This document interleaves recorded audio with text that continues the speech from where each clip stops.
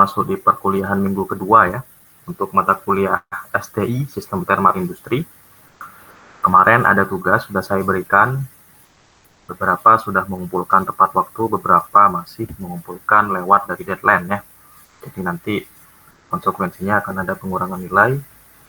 Dan saya lihat dari hasil beberapa mahasiswa itu sudah ada yang betul, tapi sebagian besar metodenya masih mirip seperti yang saya jelaskan kemarin ya. Jadi tidak seperti yang saya minta. Oke, selanjutnya kita akan masuk ke materi kita di minggu kedua. Sesuai dengan kontrak perkuliahan, materi kita pada minggu ini yaitu terkait dengan studi kasus evaluasi kinerja dari cell and tube heat exchanger ya. Jika minggu lalu kita bahas itu adalah plate heat exchanger, maka minggu ini kita akan berdiskusi tentang cell and tube heat exchanger. Ini merupakan salah satu cell and tube yang merupakan paling banyak ya aplikasinya di industri. Baru setelah itu PHE ya. Oke, sebelum saya share PPT-nya, saya akan putarkan di sini video terkait dengan cara kerja ya dari sebuah STHE, saya singkat STHE ya, cell and tube heat exchanger.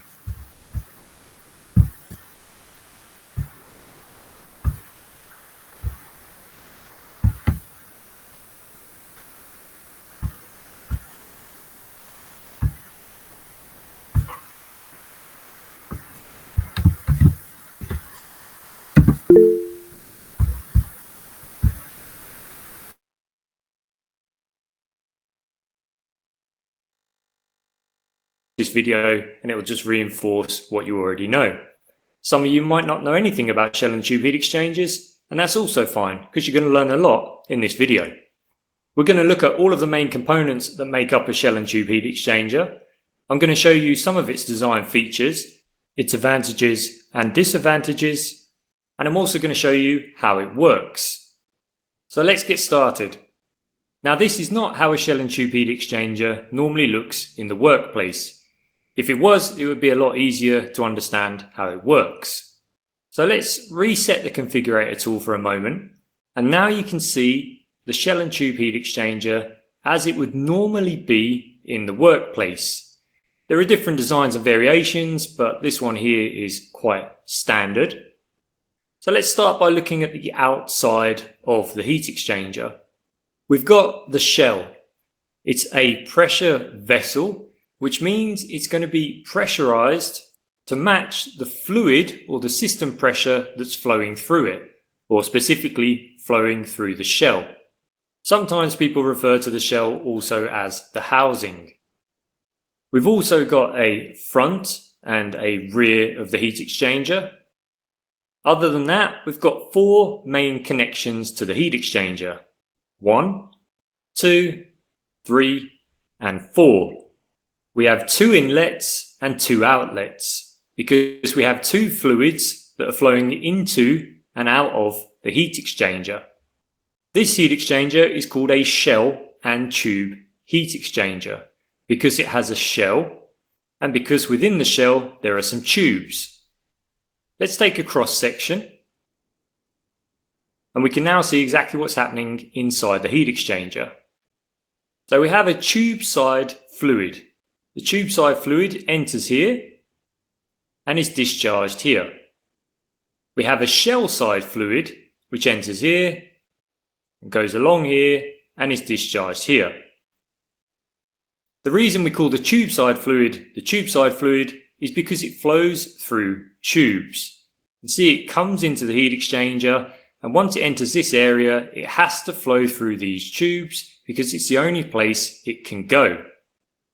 Once it flows through the tubes, it's going to get to the other end of the tubes. These tubes are just straight tubes. The fluid comes out on the lower section here and re-enters in the top section here.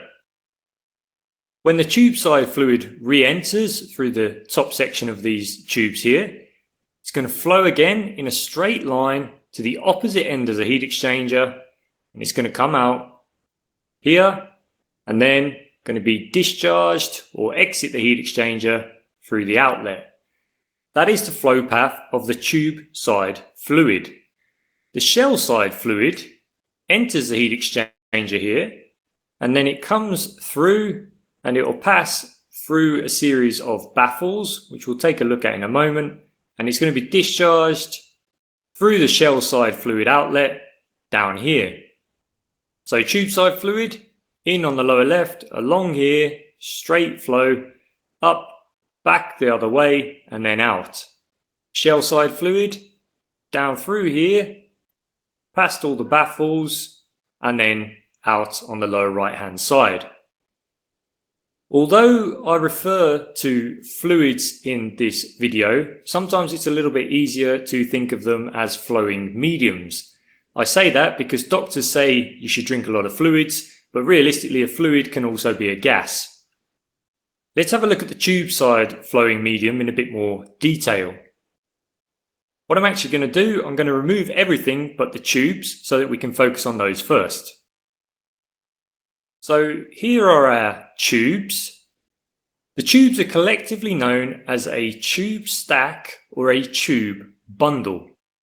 For example, the upper half of the tube bundle would be all of the tubes above this row here, and the lower half of the tube bundle would be all of the tubes below this row here. So that is our tube bundle or tube stack. In order to hold the tube bundle in the correct position, we're going to use baffles, tube sheets, and also tie rods. Let's add the tube sheets first. These are our tube sheets. The tube sheets are used to first hold the tubes in position, and secondly to seal the inside of the shell so that the shell side fluid stays within this space between the two tube sheets. So here's one tube sheet, sometimes known as the rear tube sheet. Here's the front tube sheet, and the shell side fluid is going to remain in this space. So that's the pressure boundary for the shell side fluid. We want to fix the tubes in position using more than just two anchor points. So we use baffles as well. And the baffles just add some extra support to help keep the tubes in alignment. You'll also sometimes see tie rods, and the tie rods are used to connect the tube sheets or the baffles together, which again adds structural support to the tubes. Within the tubes, what you're actually going to have are turbulators or tube inserts. You'll push the tube inserts into every one of these tube holes. So for example, we'd push a tube insert in here or a turbulator, and that turbulator is going to create turbulent flow. This turbulent flow helps increase the heat transfer capacity of the heat exchanger, and also it helps us keep the inside of the tubes clean. We reduce the likelihood of deposits building up on the inside of the tubes because we have turbulent flow rather than laminar flow. So that's everything related to the tube side fluid. Let's load up some parts now so we can have a look at the shell side fluid. Now we've already discussed the tubes, so I think we can remove those. And we can see now exactly what's happening with the shell side fluid. The shell side fluid is entering through here, it's going around the baffles, and then it is being discharged here. We can see that around the tubes there is space for the fluid to flow because the tubes are not all directly next to each other. There's a bit of a gap. You can see here, if I come across, all of these gaps where my mouse is going now is where the shell side fluid is going to flow around the tubes. We want to have turbulent flow, the same as what we had in the tubes, and in order to get that, we use the baffles. So the shell side fluid comes in here, flows around the tubes. Because of the baffles, it will exchange heat with the fluid within the tubes, and then it's going to drop out of the shell side fluid outlet here. Once again, this turbulent flow increases the heat transfer capacity of the heat exchanger, which makes it more efficient, but also helps us prevent or reduce the likelihood of deposits building up on the outside of the tubes. Let's load up another 3D model so I can show you a slightly different design of a shell and tube heat exchanger. So here is the first design that I want to show you that's slightly different from what we looked at before. You can see that externally it looks pretty much the same, but if I show you the tubes and we reverse that around, you can see that the tubes themselves are no longer just straight. They're actually rounded into a U shape. This is actually called a U-type shell and tube heat exchanger, or a U-tube shell and tube heat exchanger, which is slightly confusing. But anyway, you can see that the tubes have this U shape. Let's load up a more simple design because I just want to explain to you what a one-pass and a multi-pass heat exchanger is. So here we have a heat exchanger without a header or a bonnet. And if we take away the shell, in fact, what we can do, we can actually just take a cross section. You can see that this time the tube side fluid comes in here, flows through the tubes and exits on this side here. So in on the right, out on the left. And what's interesting about this particular heat exchanger is that the tube side fluid represents a single pass of the heat exchanger. You'll often hear people referring to heat exchangers as either single or multi-pass. The shell side fluid has a multi-pass design. It's passing multiple times over the tubes. The tube side fluid does not have a multi-pass design because it's traveling directly through the tubes and then out. If the tube side fluid was to come in from the right, come out on the left, and then go back around and then exit on the right, then this would be a multi-pass design because it too would be passing through the heat exchanger multiple times. This heat exchanger would be described as a multi-pass heat exchanger just because the shell side fluid, or one of the fluids, is passing multiple times over the other fluid. If the shell side fluid came in from the top and dropped out of the bottom with no baffles, then the shell side fluid would have a single pass design, and so would the tube side fluid, and we would say this is a single pass heat exchanger. That's actually quite rare though. You don't see that very often because it's not very efficient. If you ever look at steam condensers though, you will see that design. And generally, whenever you convert a vapor into a liquid or whenever you're changing the state of something, you'll often use a single pass design. People also talk about counterflow, crossflow and parallel flow.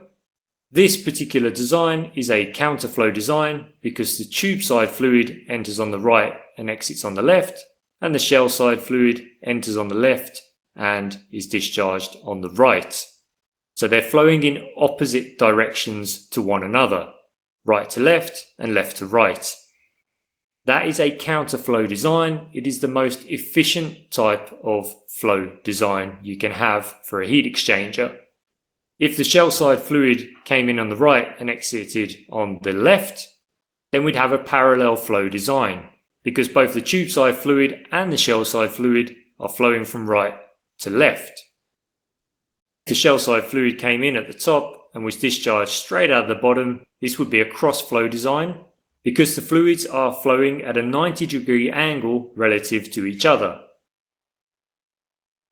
So different flow designs depend on what you want to use the heat exchanger for. Let's have a talk now about some of the advantages and disadvantages associated with this type of heat exchanger. When we talk about advantages and disadvantages associated with the shell and tube heat exchanger, we're often comparing it to the plate heat exchanger because in the industrial world, we're either using plate heat exchangers or shell and tube heat exchangers. Normally, there are some other designs, but those two are the most dominant within the industrial engineering world. And shell and tube heat exchangers are relatively cheap. They have a simple design and they're quite easy to maintain. They're also suitable for higher pressures and temperatures compared to plate heat exchangers. The pressure drop across a shell and tube heat exchanger is less than that of a plate heat exchanger. It's also easy to find and isolate leaks in the tubes compared to trying to find and isolate a leak in a plate heat exchanger. Shell and tube heat exchangers also don't foul as easily as plate heat exchangers because they don't have the very fine clearances that a plate heat exchanger has. There are, however, some disadvantages. They're less efficient than plate heat exchangers. They also require more space to open and remove the tubes. And you can't increase the cooling capacity of a shell and tube heat exchanger. With a plate heat exchanger, you can simply add more plates or remove plates in order to vary the cooling capacity. With the shell and tube type heat exchanger, this is not possible. If you want to learn more about shell and tube heat exchangers, then I suggest you go to the website. I'll put the link in the video description area, and you can read through one of our articles, which will tell you a little bit about shell and tube heat exchangers and discuss more of the topics that we've covered in this video. If you still want to learn even more about heat exchangers after that, then you can check some of our other associated articles within our 3D encyclopedia. You can see here we have an associated article for a plate heat exchanger. If you want to access some free interactive 3D models, then go to the website and select any model from the 3D models menu that is highlighted green. And if you want to take your engineering knowledge to the next level, then check out some of our online video courses. We have over 30 hours of video courses currently online, and they cover everything from valves to diesel engines to pumps to heat exchangers. I've pasted a discount coupon in the video description area, so if you do decide to purchase any courses, then be sure to use that discount coupon. If you like this video,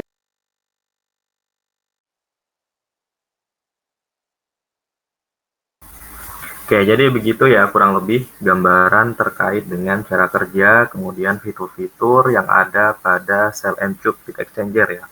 Kebetulan tadi yang ada di video itu tadi adalah jenis shell and tube heat exchanger yang berbentuk U ya. Jadi bundle tube-nya itu berbentuk U ya. Seperti yang di-highlight tadi oleh naratornya ya. Itu merupakan salah satu jenis STHE yang paling sering kita jumpai, baik itu di industri energi ya, seperti di PLTU ya, di Suralaya itu dia menggunakan shell and tube yang berbentuk U ya, untuk tube bundle-nya. Oke, jadi secara umum tadi kita sudah lihat ada beberapa bagian pada shell and tube heat exchanger yang jelas ada dua bagian yang paling penting ya, yaitu shell-nya itu sendiri ya. Shell-nya itu adalah bagian luarnya ya, jadi semacam kayak kalau termos ya, itu adalah bagian luar termosnya itu. Kemudian tube-nya yang ada di tengah yang tersusun dari banyak sekali tube-nya ya. Kalau di industri itu bisa sampai ribuan ya jumlahnya ya. Jadi 1000 sampai 2000 kalau tidak salah itu ya jumlah dari tube-nya. Tergantung dari keperluan operasionalnya ya. Tergantung dari cooling capacity yang diharapkan berapa ya. Oke, kemudian tadi jika kita lihat ada semacam kayak sekap-sekap ya, itu disebut sebagai baffle ya, yang ada di bagian tengah STHE-nya itu adalah baffle.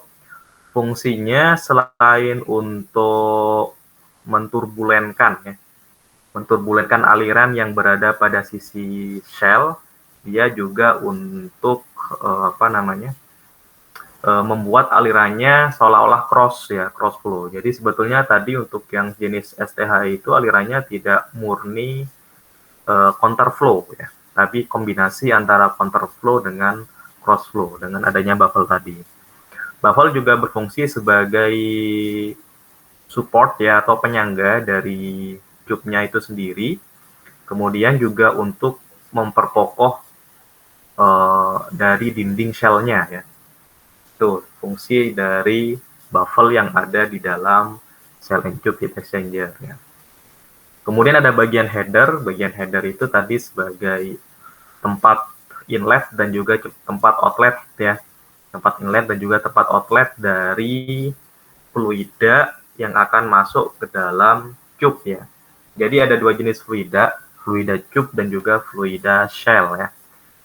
Itu nanti tergantung dari kondisinya.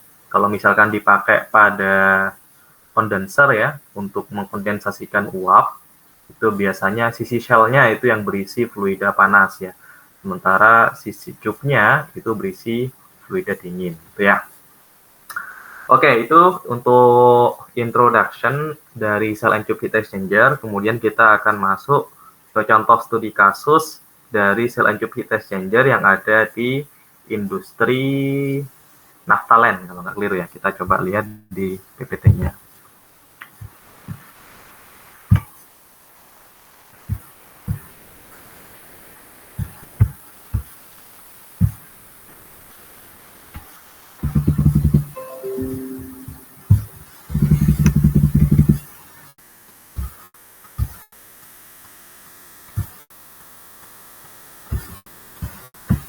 Oke, ini adalah slide-nya ya. Sudah nampak semua ya. Jadi studi kasus tentang evaluasi cell and tube heat exchanger ya. Ini salah satu contoh aplikasinya ya di dunia industri. Topiknya seperti PHE, kemarin ada 2, yaitu cell and tube heat exchanger, kemudian part keduanya adalah analisis dan juga evaluasi performa atau kinerja dari cell and tube heat exchanger. Oke, ini tadi ya potongan tampak cross section ya, cross section atau potongan tampak melintang dari sebuah STHE. Nah, ini adalah kondisi realnya di lapangan ketika STHE itu sudah sering dipakai ya. Yang ada pada gambar sebelah kiri ya. Pada gambar sebelah kiri ini merupakan bagian flank ya, bagian flank. Ini bagian flank yang itu merupakan tempat fluida masuk ke dalam cup ya. Bisa kita lihat di sini di permukaannya itu sudah tertutupi banyak kotoran atau disebut juga sebagai fouling ya. Fouling atau pengotor ya. Nah, fouling ini jika dibiarkan dia akan menumpuk ya. Jadi kerak-keraknya ini akan semakin lama akan semakin banyak gitu ya, dan itu akan mempengaruhi kinerja dari heat exchanger itu sendiri, yaitu dengan menurunkan overall heat transfer coefficient-nya ya. Jadi nilai koefisien heat transfernya lama-lama akan turun ya. Kalau foulingnya itu semakin banyak ya, kerak-keraknya ini semakin tebal. Ya. Nah, jenis-jenis cell and tube heat exchanger itu banyak juga ya jenisnya ya. Beda tipe head-nya itu beda nama ya. Beda tipe shell-nya itu nanti beda nama. Juga dengan beda tipe rear head-nya ya. Rear head-nya itu juga akan berbeda namanya. Ini jenis-jenisnya bisa kalian nanti lihat sendiri ya, kalian baca sendiri. Kemudian seperti halnya PHE ya, cell and tube heat exchanger itu juga menggunakan sebuah standar, ya, yaitu standar tema ya. Nah, gambar yang saya ambil ini dia berasal dari standar tema tadi ya. Jadi front end-nya, shell-nya, dan juga rear end-nya itu diambil dari standar tema ya. Ini contoh PNID untuk sebuah cell and tube heat exchanger yang ada di sebuah industri ya, industri produksi naftalen ya, itu seperti ini kurang lebihnya ya. Ini nggak akan saya jelaskan secara detail ya, ini harusnya sudah dipelajari ketika mata kuliah gambar teknik ya, instrumentasi diagramnya gitu. Tadi sekilas tentang videonya sudah. Nah, langsung kita masuk ke dalam studi case-nya ya, studi case-nya tentang STHE. Jadi di sini ada sebuah STHE ya. Di sini narasinya bisa kalian baca di sini. Jadi ada sebuah penukar kalor jenis cell and tube yang dipakai pada sebuah unit proses kimia pengolahan nafta ya, naftalena. Diketahui di sini dimensi dari sisi selnya itu memiliki inner diameter sebesar 37,4 inch ya. Kemudian jarak baffle-nya, baffle itu tadi adalah penyekat ya, penyekat yang ada di bagian tengah shell-nya itu sebesar 14,96 ya. Jadi jarak antar baffle 1 ke baffle berikutnya itu adalah 14,96 inci. Sedangkan dimensi pada sisi cup dia mempunyai panjang total 20,01 feet ya, dengan diameter luar dari cupnya atau outer diameternya itu adalah 0,75 inci. Kemudian jarak pitch-nya atau PT itu adalah 1 inci ya. Jadi jarak pitch itu adalah jarak antar cup ya, disebut sebagai pitch. Kemudian jumlah total cupnya di sini adalah 800 ya. Jadi ada 800 cup di dalam satu cup bundle ya. Kemudian diketahui luasan area transfer panas heat exchanger-nya ini bisa didekati dengan persamaan A sama dengan N tadi adalah jumlah dari cube-nya, kalikan dengan L tadi adalah panjang satuan atau panjang setiap cube-nya, dikalikan dengan A pangkat N, di mana A pangkat N di sini itu adalah sebuah konstanta yang besarnya sama dengan 0,1963 feet square per inci foot ya. Kemudian koreksi LMTD untuk heat exchanger tipe cell and tube itu diberikan sebagai delta T LMTD koreksinya itu sama dengan delta T LMTD kalikan dengan FT ya. Kalau kalian masih ingat di mata kuliah perpindahan panas ya, untuk metode LMTD pada jenis aliran cross ataupun pada jenis cell and tube heat exchanger itu biasanya menggunakan faktor koreksi ya. Jadi tidak langsung menggunakan delta LMTD untuk menghitung besar dari overall koefisien heat transfernya ya. Jadi ini yang membedakan ya. Kalau pada plate heat exchanger itu bisa langsung menggunakan delta LMTD biasa. Di mana FT tadi itu adalah faktor koreksi besarnya sebesar 0,92 untuk jenis heat exchanger ini. Jadi FT ini berbeda-beda untuk setiap jenis heat exchanger ya. Tidak hanya jenisnya, tapi kalau alirannya berbeda itu juga berbeda nilai FT-nya ya. Jadi tidak bisa dipukul rata untuk setiap HE itu 0,92 ya, bisa beda-beda. Untuk yang jenis STH ini 0,92. Bisa jadi untuk yang jenis yang lain ya, kan cell and tube exchanger ada yang nggak bentuk U ya. Jadi alirannya dia lempeng aja, lurus ada juga ya.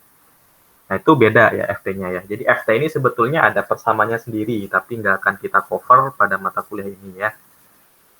Begitu juga dengan A pangkat N tadi ya, itu sebetulnya ada persamaannya sendiri untuk mencarinya. Untuk mensimplifikasi, ini saya langsung beri nilainya saja ya. Karena yang penting di sini kalian tahu bagaimana cara mengevaluasinya ya. Kemudian teknis bagaimana kalian memperoleh data-datanya itu seharusnya kalian sudah pelajari di mata kuliah yang lain ya.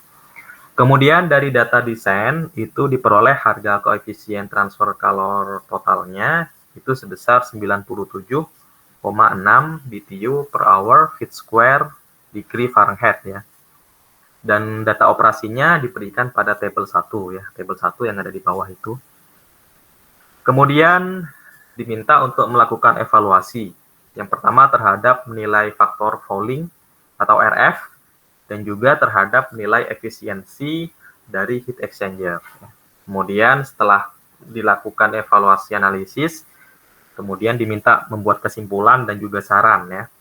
Bagaimana kesimpulannya dan juga bagaimana saran rekomendasinya.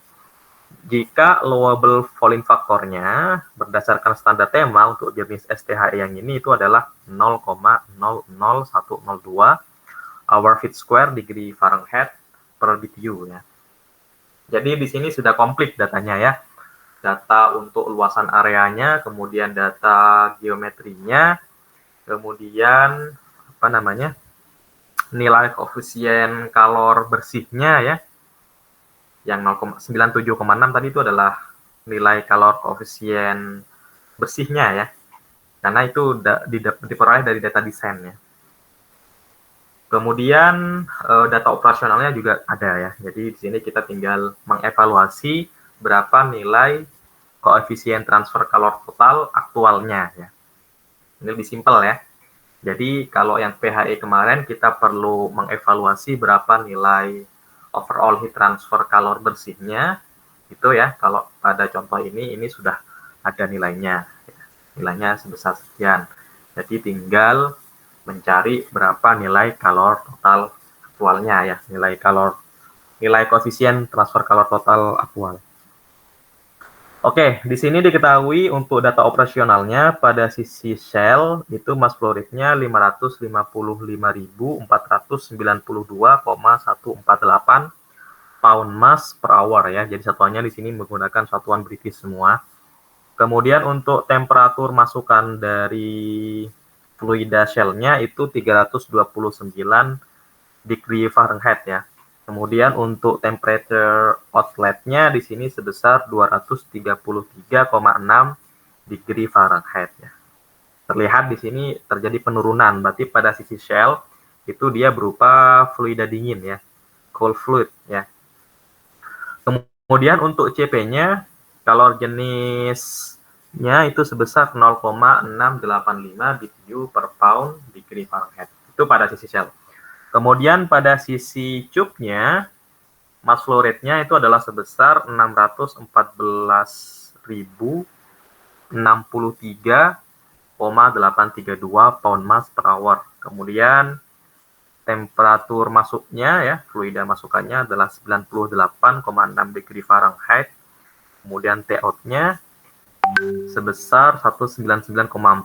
Oh, saya kebalik, maaf. Yang di sisi sel itu fluida panas ya, karena dia terjadi penurunan temperatur. Sementara pada sisi tube itu adalah fluida dingin ya, karena di sini terjadi kenaikan temperatur ya antara inlet dan outletnya. Kemudian CP-nya di sini sebesar 0,502 ya. CP-nya berbeda, berarti kemungkinan fluidanya juga berbeda ya, berbeda jenis. Ini jelas tadi dipakai pada industri proses pengolahan naftalena ya. Jadi pasti salah satu fluidanya itu jenisnya adalah naftalen ya. Tuh. Kemudian selanjutnya step pertama yaitu kita mencari nilai dari kalor aktualnya ya. Nilai dari kalor aktual. Kalor pada sisi shell itu bisa kita cari dengan menggunakan persamaan massa pada sisi shell kalikan CP kalikan dengan delta T ya, itu kurang tandanya, itu harusnya M dot S ya, karena di sini merupakan mass flow rate ya. Mass flow rate itu adalah massa persatuan waktu ya, simbolnya M dot S. Nanti silakan kalian tambah sendiri di catatannya ya. Kemudian kalor pada sisi tube dengan persamaan yang serupa yaitu MT, mass flow rate pada sisi tube dikalikan CPT kalikan delta TT ya. Dengan persamaan tadi kita akan dapatkan nilai dari Q shell-nya ya, berarti kalor yang dilepas ya. Karena fluida pada sisi shell itu adalah fluida panas ya, berarti dia melepaskan kalor. Melepaskan kemana ya? Melepaskan ke tube ya, melepaskan ke fluida dingin. Yang dilepaskan yaitu sebesar 36.300.856,38 BTU per hour. Ini adalah kalor yang dilepaskan. Kemudian pada sisi tube, Q-nya itu adalah sebesar 31.072.612,4 BTU per hour ya. Jadi kalau kita lihat di sini ada selisih ya antara Q tube dengan Q cell ya. Lebih besar kalor yang dilepaskan oleh fluida pada sisi shell ya dibandingkan dengan sisi tube ya. Nah, di sini kita sudah bisa mengetes ya, menguji apakah hitungan kita ini valid atau tidak ya, masuk akal atau tidak. Seperti yang kalian pahami ya, bahwasanya energi itu bisanya loss ya, gainnya itu susah ya. Jadi pada proses transfer kalor yang mungkin terjadi adalah proses energi loss ya. Nah, kita lihat di sini bahwa energi yang keluar gitu ya, energi yang dilepaskan itu tidak semuanya diserap ya, berarti ada energi yang loss. Jadi kita bisa simpulkan bahwa proses ini masuk akal gitu ya. Proses ini masuk akal dan valid ya. Karena di sini Q cell-nya itu lebih besar dibandingkan Q tube ya. Kalau kalian hitung ternyata Q tube-nya misalkan yang lebih besar daripada Q cell, nah itu perlu hati-hati. Berarti bisa jadi ada data yang tidak valid ya yang kalian collect ya. Tuh. Jadi akan selalu lebih besar kalor yang dilepas dibandingkan dengan kalor yang diterima ya. Logikanya seperti itu ya. Jadi engineering sense-nya seperti itu. Oke, selanjutnya yaitu kita mencari nilai overall heat transfer total. Ya, di sini kita menggunakan metode LMTD ya. Jadi ketika kalian sudah menetapkan gitu ya, sudah menetapkan akan mengevaluasi apa ya, kalian harus tetapkan juga metode yang akan dipakai. Ini kita pakai metode yang paling gampang ya, yaitu menggunakan metode delta LMTD. Oke, selanjutnya kita evaluasi besar dari delta LMTD-nya ya, log mean temperature difference dari STHE tadi. Persamaannya masih sama seperti pada minggu lalu pada PHE, yaitu delta T2 dikurangi dengan delta T1 dibagi dengan logaritma natural delta T2 per delta T1 ya.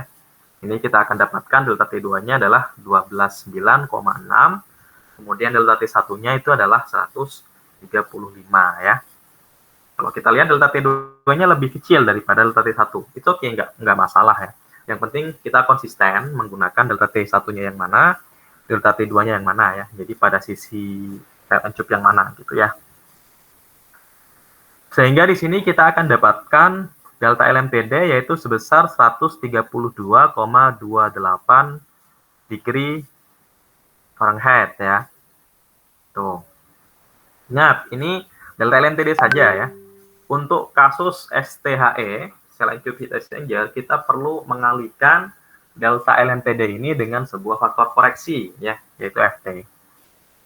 Jadi yang dipakai nanti untuk mencari nilai U-nya, U aktual, itu bukan yang 132,28, tapi yang di bawahnya, yaitu delta LMTD koreksi.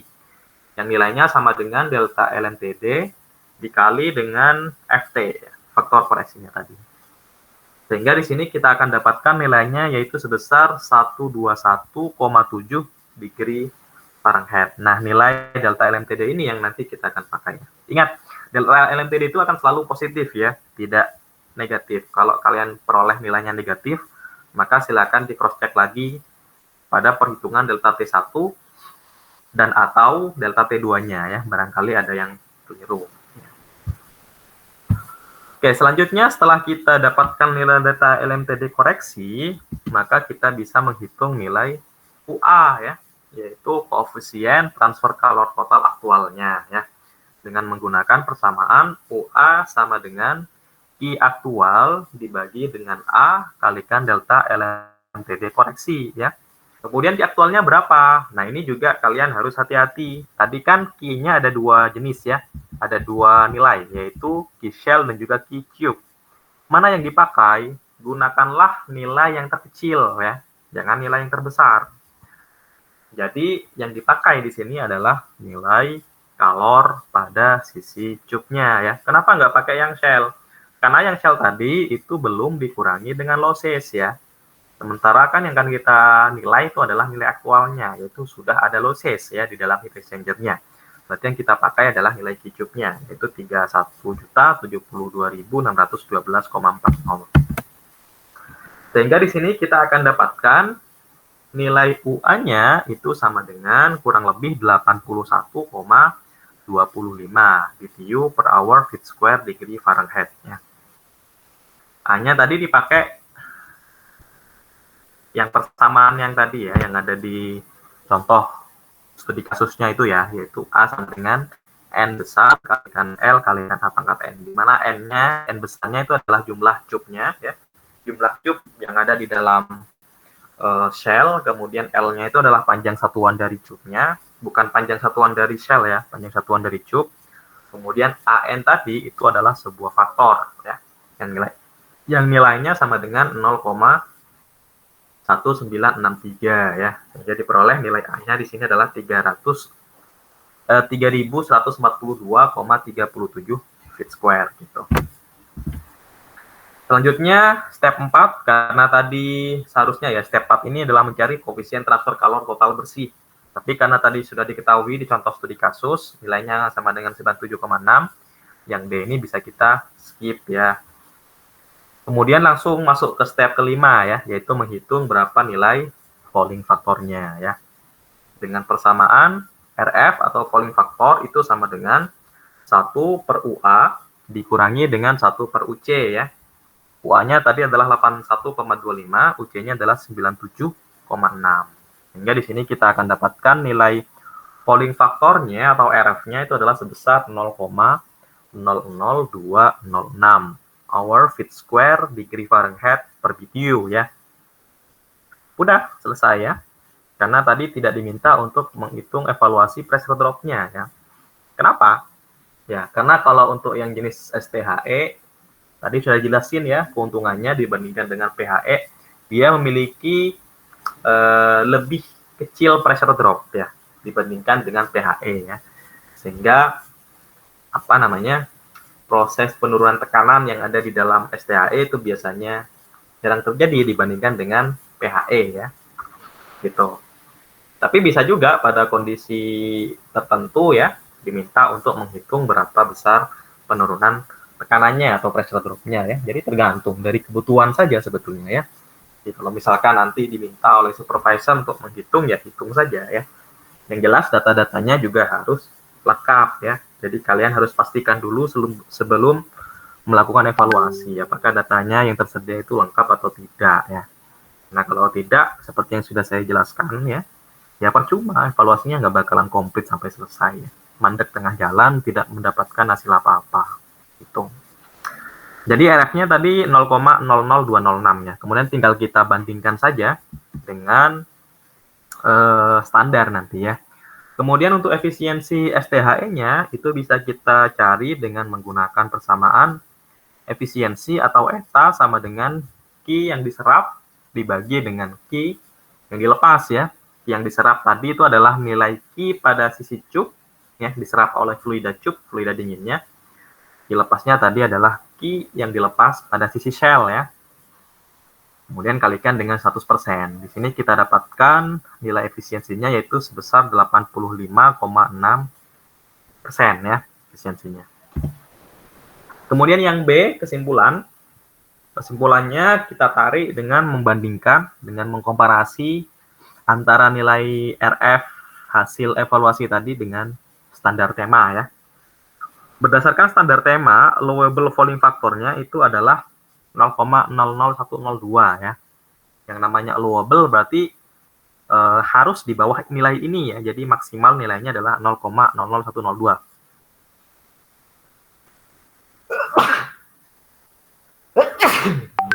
Nah, sementara nilai yang kita dapatkan tadi ya, saat kita melakukan perhitungan ternyata lebih besar ya. Yaitu 0,00206 ya. Lebih besar dari nilai standar allowable-nya, yaitu 0,00102 ya. Sehingga bisa kita tarik kesimpulan berdasarkan evaluasi simplifikasi tadi ya, karena beberapa faktor itu kita nilainya sudah diberikan ya, seperti apa cut N dan juga nilai FT-nya ya. Kalau mau detail ya, itu dicari juga ya. Jadi kondisi STHE-nya di sini kita simpulkan kurang bagus ya, karena nilainya berada di atas nilai standar ya, 0,00102. Hampir 2 kalinya malah. Oh, lebih dari 2 kalinya ya. Jadi di sini kita simpulkan STHE-nya kurang bagus. Kemudian caranya bagaimana? Maka caranya yang pertama adalah sebelum kita lakukan maintenance, kita lakukan cek dulu ya. Cek secara langsung, bisa pakai kamera endoskop secara visual ataupun kalau tidak mau bongkar itu bisa pakai metode NDT ya. Kemudian kalau memang hasilnya itu confirm ya, comply dengan hasil hitungan, maka lakukanlah proses cleaning ya. Proses cleaning ya. Lakukan proses pembersihan pada STHE tadi ya. Metodenya bisa dua, bisa secara chemical ataupun secara mechanical ya. Kalau chemical di sini menggunakan zat ya, anti fulan ya, anti crack ya, dimasukkan ke dalam STHE-nya.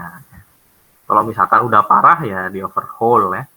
Di overhaul kemudian baru dia dilapisi dengan cairan anti fulan ya, agar untuk menghindari tadi. Bisa juga tadi dengan diberi turbulator ya. Turbulator di cupnya ya, agar aliran yang ada atau mengalir dalam cup itu menjadi turbulen. Kalau turbulen itu kan kerak-kerak ya, ataupun pengotor ya, dirt itu susah untuk terakumulasi ya, atau terdeposisi di bagian dinding-dinding cupnya gitu ya. Kemudian kalau secara mekanikal yaitu tadi ya, dibongkar kemudian dibersihkan ya, dibersihkan menggunakan alat, atau bisa juga menggunakan kalau tidak terlalu parah ya, bisa menggunakan ultrasonik ya. Jadi menggunakan ultrasonik cuman butuh alat ultrasonik yang besar ya, untuk merontokkan pengotor-pengotor yang menempel pada dinding tube-nya. Itu ya. Jadi seperti itu ya untuk proses evaluasi dari sebuah cell and tube heat exchanger ya. Kemudian ini ada beberapa nilai untuk standar yang biasa dipakai ya. Nilai standar untuk fouling factor pada berbagai industri proses ya. Tidak hanya proses, sebetulnya industri energi juga bisa menggunakan nilai ini ya.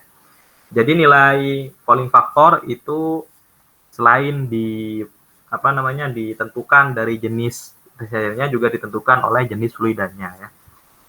Semakin encer fluidanya, nilai allowable fouling factornya itu makin kecil, makin rendah ya. Sementara makin pekat, makin kental, itu makin besar nilai allowable fouling factornya gitu ya. Jadi dari yang paling atas ini yang paling encer, ke bawah itu yang kental ya, atau yang pekat. Untuk air, jadi kalau fluida kerjanya itu air, nilai fouling factornya ya itu sebesar 0,0002 atau 2 kali 10 pangkat min 4 ya. Ini untuk air ya. Jadi kalau lebih besar dari ini maka itu sudah masuk dalam kondisi kurang bagus ya. Apalagi kalau sampai kayak tadi 0,00206 ya, itu kurang bagus ya. Tadi itu kebetulan fluidanya adalah jenis naftalena ya. Kalau nafta di sini nilai fouling factor tipikalnya itu adalah 0,001 ya. Yang mirip ya. Tadi di standar tema 0,00102 ya. Kemudian ada propana, butana, gasolin ya. Kemudian nafta, kerosin ya. Kemudian light gas oil, ada heavy gas oil sama heavy fuel oil ya, paling besar. Itu nilainya 0,005 ya. Hour feet square degree Fahrenheit per BTU. Gitu ya. Jadi untuk STHE yang perlu digarisbawahi ya, itu adalah pada metode LMTD-nya ya, yaitu dia menggunakan delta LMTD koreksi. Sementara proses evaluasi yang lain itu sama seperti halnya pada PHE di minggu lalu ya. Oke, gitu saja. Kalau tidak ada pertanyaan, kita cukupkan ya untuk kelas kita hari ini. Kita lanjutkan di pertemuan minggu depan dengan pembahasan tentang waste heat boiler. Oke, saya tutup. Terima kasih. Assalamualaikum warahmatullahi wabarakatuh. Selamat siang, selamat melanjutkan aktivitasnya kembali. Waalaikumsalam warahmatullahi wabarakatuh.